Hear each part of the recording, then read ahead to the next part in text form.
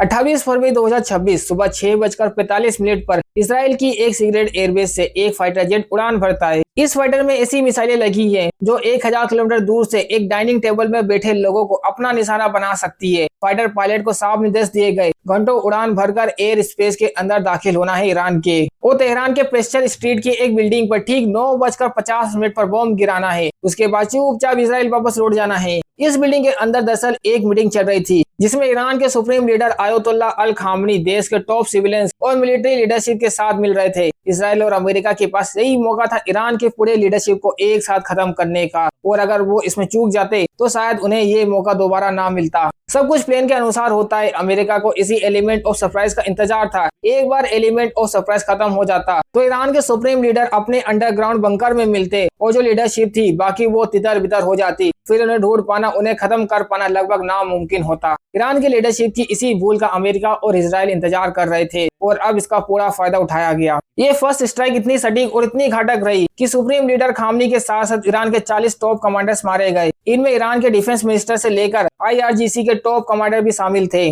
In strike के बाद American राष्ट्रपति डोनाल्ड ट्रंप ने यह भी माना कि आयतुल्ला खामनी की जगह जिन 2 या 3 लीडर्स को अमेरिका ईरान के नए लीडर के तौर पर देख रहा था, उन्हें अपॉइंट करना चाहता था। इन स्ट्राइक में वो भी मारे गए। लेकिन पिछले कुछ दिनों से दुनिया भर में सिर्फ एक ही सवाल पूछा जा रहा है, ये हमला आखिर हुआ कैसे? इसराइल और अमेरिका को आखिर पता कैसे चला कि खामनी कब अपने टॉप ऑफिशियल के साथ कहां मिल रहे हैं? और इंटेलिजेंस जुटाना तो बस इस पूरे ऑपरेशन का एक हिस्सा था। हजारों किलोमीटर दूर उड़ रहे इस फाइटर जेट के पास बस कुछ ही क्षण थे। एक विंडो था इस बिल्डिंग पर बम गिराने का। उन्हें ना सिर्फ टाइम और लोकेशन का ध्यान देना था, बल्कि ईरान में रशियन मेड एयर डिफेंस से भी बचना था। दुश्मन के लोकल कम्युनिकेशन सिस्टम को भी खत्म करना था, ताकि अगर किसी को इस ऑपरेशन की भनक भी लग जाती तो आगे किसी को खबर ना पहुंच पाए। इसीलिए आज के एपिसोड में इस ऑपरेशन को डिटेल में समझना काफी जरूरी है, क्योंकि इस एक हमले से मिडिल ईस्ट की परिभाषा, शायद उसकी हिस्ट्री भी बदल सकती है। और एक नई US ईरान का ये जो युद्ध शुरू हुआ है, इसी की वजह से वो खत्म हो पाएगा या नहीं, ये भी यहीं से शुरू होता है। पता लगाएंगे कि CIA एंड मोसाद आखिर किस हद तक ईरान में घुसी हुई है, कैसे आज सारी इंटेलिजेंस एजेंसी मोसाद और CIA से अपने नोट्स कॉपी कर रही होगी, और साथ ही नजर डालेंगे कि फाइटर जेट्स और मिसाइल से दूर इसराइल और अमेरिका ईरान पर कैसे सीक्रेट ऑपरेशन करती आई है, कैसे इस हमले की तैयारी सालों पहले शुरू हो चुकी थी।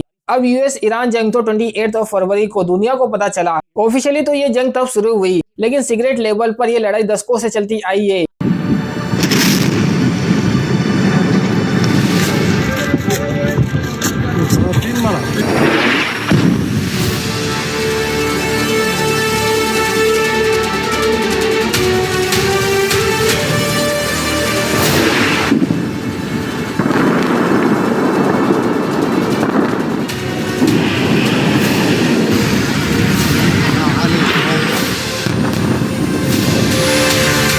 इन हमलों के बाद जब फाइनेंशियल टाइम्स के एक इन्वेस्टिगेशन रिपोर्ट ने इजरायली ऑफिसर से ये पूछा कि आखिर उन्होंने ईरान की लीडरशिप पर इतना सटीक निशाना कैसे लगाया, तो उन्हें जवाब मिला कि जो इंटेलिजेंस एजेंसी है इसराइल में, उन्हें तेहरान उतनी अच्छी तरीके से मालूम है जितना जेरूसलम। दरअसल बीते 10 सालों से तेहरान के ट्रैफिक कैमरास की फीड इसराइल ने हैक करके रखी थी। इन कैमरास की फीड सीधा इनक्रिप्टेड फॉर्म में तल अवीव और सदर इसराइल के सर्वर में जा रही थी, जहां बैठे मोसाद और यूनिट 8200 के एजेंट्स तेहरान की हर गली हर नुक्कड़ पर नजर रखे हुए थे। यहीं से लीडरशिप की हर मूवमेंट को रियल टाइम वीडियोस के जरिए ट्रैक किया जा रहा था। इसमें एक कैमरा प्रेस्चर स्ट्रीट के पास लगा हुआ था, जहां एक गार्डेड कंपाउंड के अंदर खामनी का ऑफिस था। एक कैमरा एंगल ऐसे में काफी दिलचस्प था, जो डायरेक्टली उस पार्किंग स्पेस को दिखा रहा था, जहां सीनियर ईरानियन ऑफिसर्स के पर्सनल बॉडीगार्ड्स और ड्राइवर्स अपनी गाड़ी पार्क करते थे। और ऐसे इजरायली एनालिस्ट ने खामनी और टॉप ईरानियन ऑफिसर्स के ड्राइवर और उनके बॉडीगार्ड को प्रोफाइल करना शुरू किया। कौन किसके साथ असाइन है, किसका डेली रूटीन क्या है, कौन कितनी गाड़ियों के साथ आता है, वहां से कब गुजरता है। इजरायली इंटेलिजेंस के पास इसकी डिटेल प्रोफाइल मौजूद थी। इंटेलिजेंस सर्कल्स में इसे पैटर्न ऑफ लाइफ एनालिसिस कहते हैं, मतलब अपने टारगेट्स के डेली पैटर्न को इतनी डिटेल्स में समझना कि आप सिर्फ डेटा की मदद से उस आदमी को ऐसे जान लो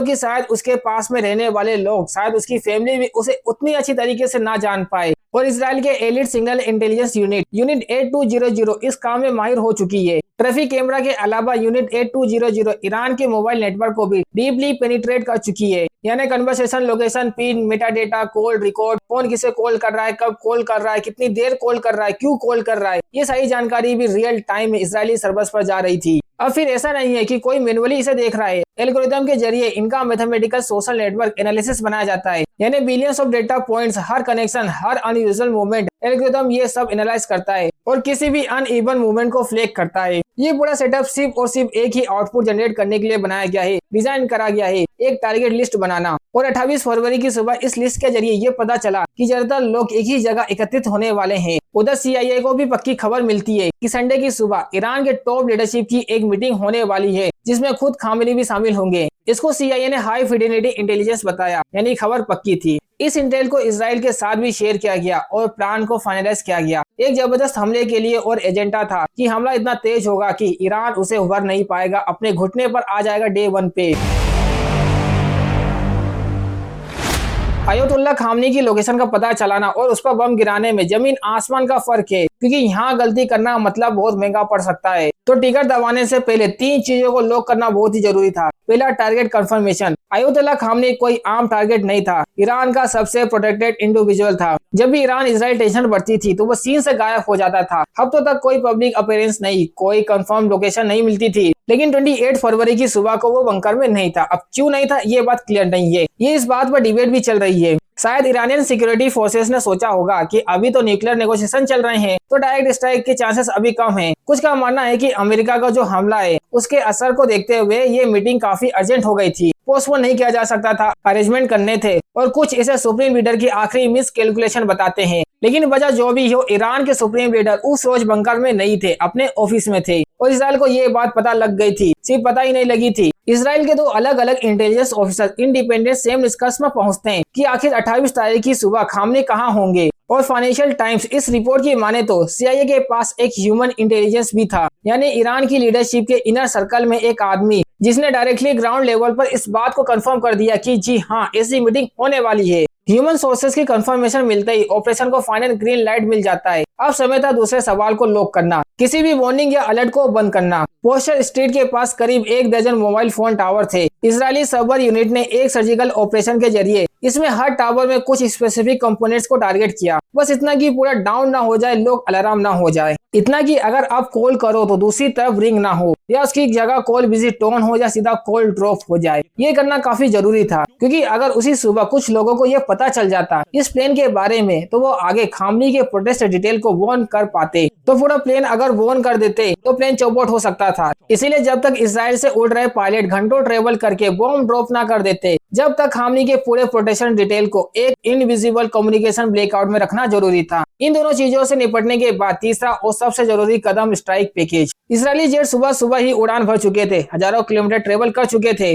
ईरान के एरियल डिफेंस के रेंज से बाहर रहकर उन्होंने अपने टारगेट को एक्यूरेटली हिट करना था। इसमें उसकी मदद की स्पाइरो मिसाइल ने। इसराइल की ये प्रीसियस एम्यूनेशन एक छोटे कमरे को करीब 1000 किलोमीटर दूर से एक्यूरेटली टारगेट कर सकती है। ईरान के किसी भी एरियल डिफेंस सिस्टम के मैक्सिमम रेंज से बाहर रहते हुए इस मिसाइल को फायर किया जा सकता है। इसराइल कमांड से ग्रीन लैंड मिलते ही इसराइली पायलट ने 30 प्रिसीजन एम्यूनेशन एक के बाद एक प्रिसीजन स्ट्राइक कंपाउंड की तरफ फायर करना शुरू कर दिया। शाम तक इसराइली इंटेलिजेंस को यह खबर मिल गई कि अब खामनी जिंदा नहीं है। उसके साथ साथ उस मीटिंग में बैठे सारे टारगेट्स को भी न्यूट्रलाइज कर दिया गया है।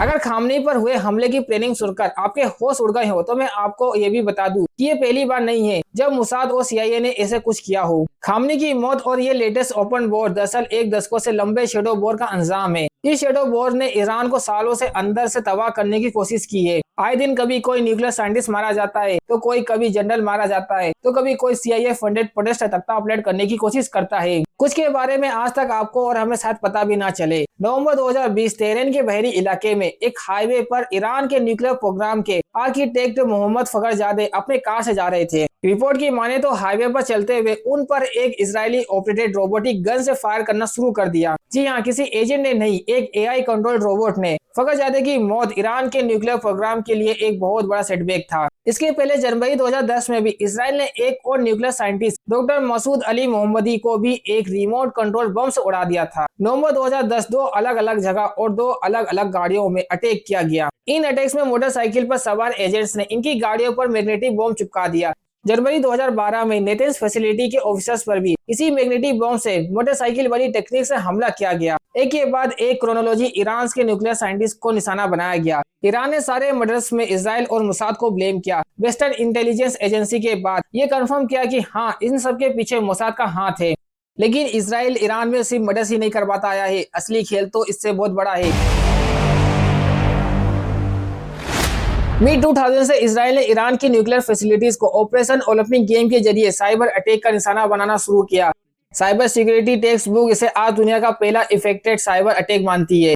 इन अटैक्स में स्टक्सनेट नाम की एक कंप्यूटर बम को नेटेक्स न्यूक्लियर फैसिलिटीज के सिस्टम में प्लांट कर दिया गया। इस बम को यूएस और इजराइल ने मिलकर डिजाइन किया था। अब ये कोई ऑर्डिनरी हैक नहीं था। स्टक्सनेट को फिजिकली चीजें तोड़ने के लिए डिजाइन करने के लिए क्रिएट किया गया था। अब सेंट्रीफ्यूजेस जो यूरेनियम को इनरिच करती है, वेपन ग्रेड बनाती है, वो एक स्पेसिफिक स्पीड पर स्पिन करती है।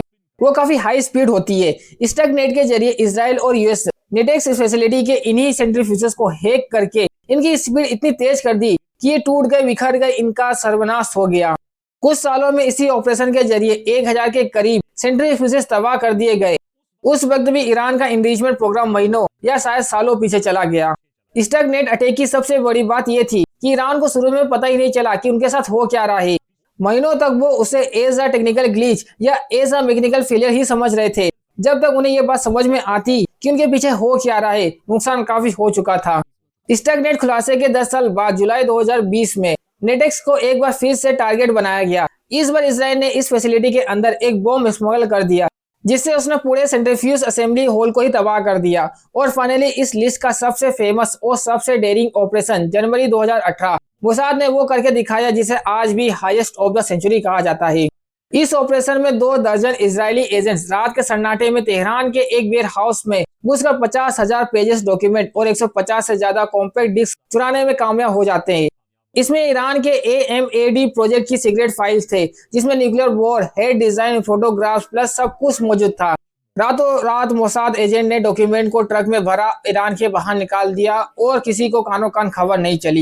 ईरान को पता तब चला जब नेतन्याहू ने कुछ महीनों बाद लाइव टीवी पर उस डॉक्यूमेंट को टीवी पर पेश किया, दुनिया के सामने पेश किया।